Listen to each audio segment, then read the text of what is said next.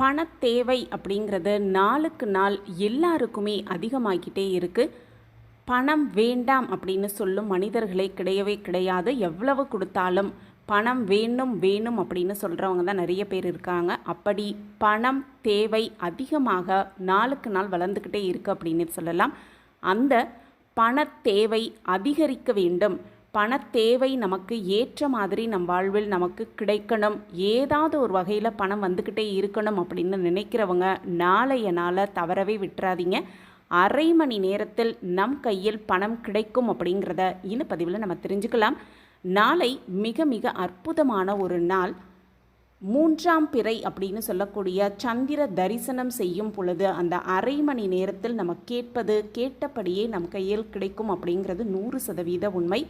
3ஆம் பிறை சந்திர தரிசனத்துக்கு இவ்வளவு சிறப்பு இருக்கா அப்படின்னு நிறைய பேருக்கு தெரியறதே கிடையாது.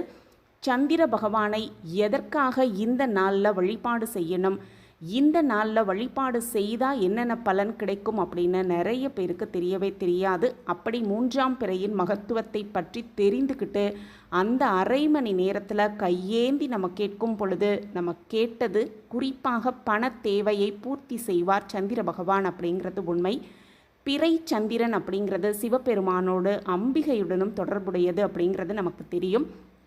அதே போல் பார்த்தோன்னா ஜோதிட சாஸ்திரப்படி பார்த்தோன்னா சந்திர பகவான் அப்படிங்கிறவர் மனதிற்கு காரணமானவர் அப்படின்னும் சொல்லப்படுது. ஒருவர் தெளிவான மனநிலையில் இருந்தால் மட்டும்தான் சரியான முடிவுகளை அவங்களால எடுக்க முடியும். அதற்கு சந்திரனோட அருள் அப்படிங்கிறது அவசியமான ஒரு ஒன்று அப்படின்னே சொல்லப்பட்டிருக்கு. அந்த வகையில் 3ஆம் பிறை தரிசனம் அப்படிங்கிறது முற்பிறவி பாவத்தை போக்கும் அப்படின்னு சொல்லுவாங்க.